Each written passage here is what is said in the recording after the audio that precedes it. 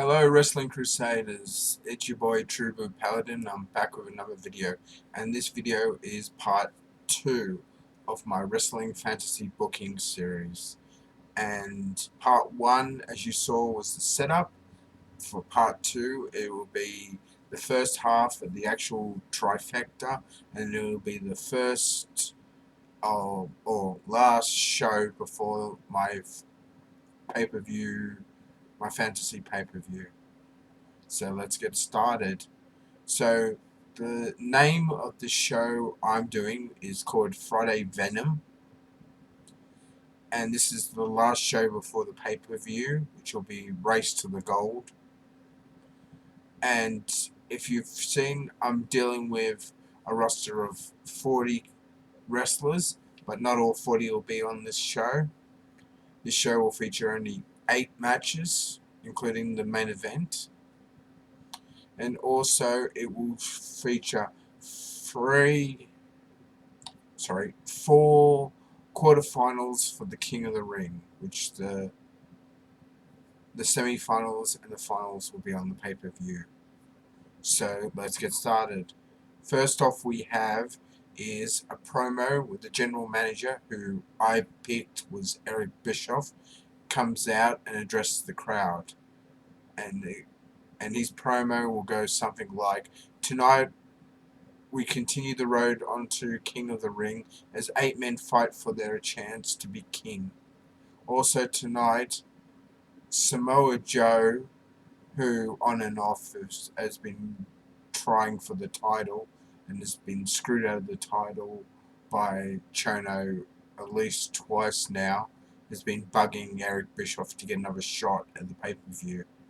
And Eric Bischoff has had enough, which has forced him to make Samoa Joe fight 2 matches tonight, and if he can win both handicap matches, he will be added into the main event at the pay-per-view. So that's basically the promo the general manager is going to come out and say. So the first actual match we have is a King of the Ring quarterfinal match, and it'll be BJ Whitmer versus Dalton Castle. I believe this match should go on for about 15 minutes. I see that both the wrestlers would be able to hit a 15-minute match and make it not too boring for the crowd. For this match, I'd probably have BJ Whitmer go over. Dalton Castle's an awesome wrestler, but I think BJ Whitmer, with his skill set and just the years he has over Dalton Castle, would be easily be able to defeat Dalton Castle for the win and to continue on in the King of the Ring tournament. Next up we have is a light heavyweight tag team match, and it'll be Leo Rush and Shannon Moore versus Nova and Chavo Guerrero. I believe this match will be 10 minutes, and it'll be more of a cruiserweight, light heavyweight match. There'll be a lot of high flying, and I'd probably give the victory to Nova and Chavo, just because, once again, just because of their how many years they've spent wrestling, and then they know the tricks that they need to get a win over. So I'd give it to Chavo and Nova. Next up we have is a promo backstage. Samoa Joe will talk about his 2 upcoming matches, and he will guarantee he will win both matches and continue on to the pay-per-view and win the world title and take it off Chono. I believe this interview would probably go about 10 minutes. Next match will be match number 3. It'll be another quarterfinals for the King of the Ring, and it will be Damien Sandow versus Christopher Daniels. I believe for this one, I'd give it to Christopher Daniels, just because of once again, the years he spent in the ring, and I believe he'd be able, given again 15 minutes, I believe he'd be able to put Damien Sandow away. He'd probably hit him in the middle of the ring with the Angel's Wings for the 1, 2, 3, and then continue on to the King of the Ring tournament. Next match would be Samoa Joe versus his first handicap match, and that would be against the world's greatest tag team, which is Charlie Haas and Shelton Benjamin. For this one, I'm adding a backstage segment, and it'll be as world's greatest tag team are walking through the curtain for the match. Samoa Joe blindsides them. He grabs Charlie Haas and chucks him down the rampway, which causes Charlie Haas to start tumbling down the rampway. And then he attacks Shelton Benjamin. He'd knock him to the ground, pick him up, and hit a power bomb on the stage to keep Shelton Benjamin down for a while. He'd then follow Charlie Haas down the rampway, and when he reaches him, he'd chuck him in the ring.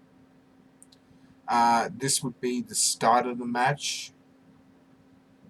Even though Shelton is still down on the ramp, on the staging area, they'd still start a match. Samoa Joe would take this to his advantage of it now being a one-on-one match. He'd take it to his advantage, and he'd pick Charlie Haas up, and he'd be just battling into him. Charlie Haas would be trying his best to get his bearings back. He'd probably try to slow Samoa Joe down with, chops, grapevines, sleepers, other stuff, just to give himself some time for hopefully Shelton to come back into the ring. I'd have Shelton finally manage to crawl his way back to the ring, but unfortunately, as he's getting into the ring, he gets rushed by Samoa Joe, who torpedoes out of the ring and collects with him and sends him straight into the barricade, which causes Shelton just to crumble to the ground. I'd have Charlie Haas get a mercy moment, maybe suplex Joe, maybe go for his finisher, but unfortunately Joe breaks out of that. Probably picks him up, gives Charlie Haas a suplex of his own, and then probably comes back as Charlie Haas is getting up, probably gives him a no-leg kick to knock him back down to the ground.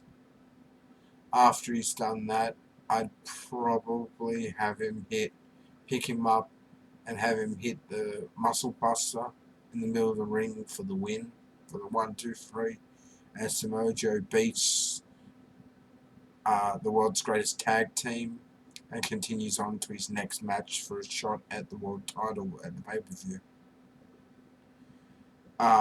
After the match, I'd have people from the back, refs, staff, whatever, help Charlie Haas and Shelton Benjamin to the back as Samoa Joe is celebrating in the ring. Next is match 5. It's the third King of the Ring quarterfinals. It is Mike Bennett versus El Generico. These two guys are rivals from Ring of Honor, and I'm going to have Mike Bennett as what he was in Ring of Honor rather than what he is in WWE. So I have the prodigy Mike Bennett picking up a win over El Generico. Probably in about 10 minutes, and then I'd have Mike Bennett carry on to the semis of the King of the Ring on the pay-per-view. Next up will be number 2 of Samoa Joe's handicap matches. It'll be Samoa Joe against Cactus Jack and Stan Hansen. And I know what you guys are saying, and I know you guys wouldn't believe it, but the way I'll make Samoa Joe win this one would be that during the matches, the Cactus Jack and Stan Hansen tried to double team Samoa Joe, but every time they try to double team, Samoa Joe gets out of the way, and either Cactus Jack hits Stan Hansen or Stan Hansen hits Cactus Jack. And as the match progresses, they just keep on getting angrier and angrier against each other. And during the ending of the match, I'd have Cactus Jack holding Samoa Joe while Stan Hansen readies for a lariat. And then at the last second, Samoa Joe getting out of the way, and then Stan Hansen lariat hitting Cactus Jack with the lariat, knocking him out of the ring. And then I'd have Samoa Joe, he'd get out of the ring to try to get his bearings, and then I'd have Cactus Jack jump back up in the ring, and then there'd be a pushing back and forth between tag partners as Cactus Jack and Stan Hansen argue, and then Stan Hansen would smack Cactus Jack. Cactus Jack would smack Stan Hansen, and then the partners would start be throwing fists at each other. And it'd go back, forth, back, forth, back, forth, back, forth, and then Cactus Jack would hit him, stun Stan Hansen, and then quickly hit a DDT on Stan Hansen, knocking him down, and Stan Hansen would roll out of the ring. And as this is going on, Samoa Joe would sneak in, hit a suplex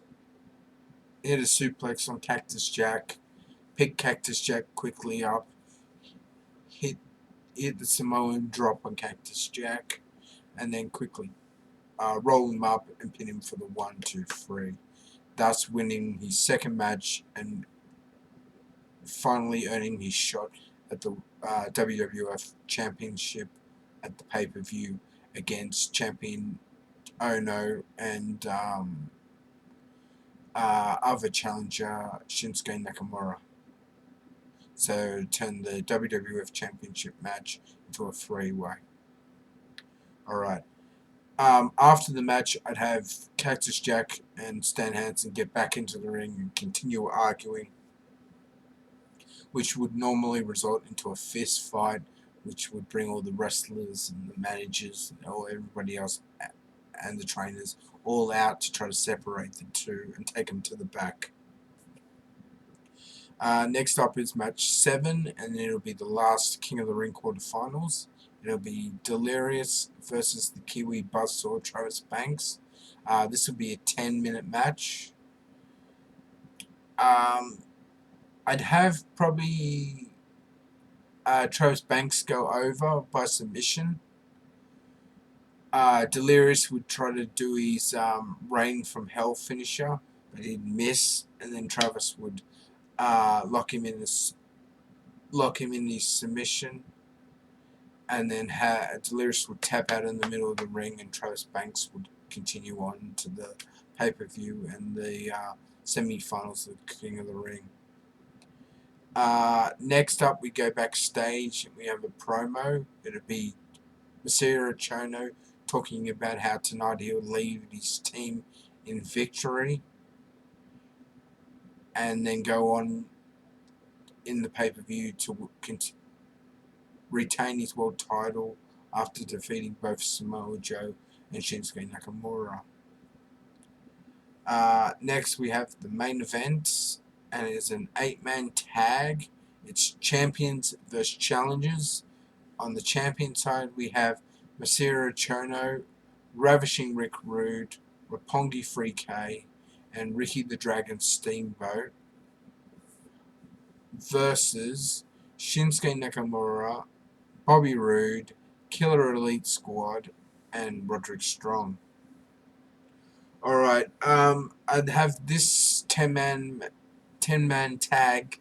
I'd probably have this go for 20 minutes. Basically, the majority of the people I'd have in the match for the majority of the fight would probably be Chono, Shinsuke, Ravishing Rick Rude, Bobby Roode,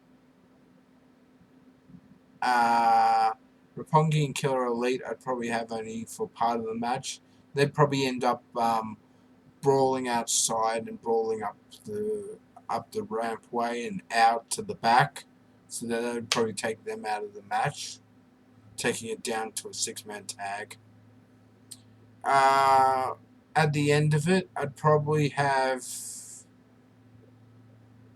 Roderick Strong taking the pinfall loss to Chono, but Chono would probably attack him while he's busy with someone else, probably knock him down to the ground, and then probably hit a power bomb on him before rolling him up for the 1, 2, 3. And that's would have Chono leading his team to victory. After the main event, I'd have promo. I'd have Chono about to cut a promo in the middle of the ring.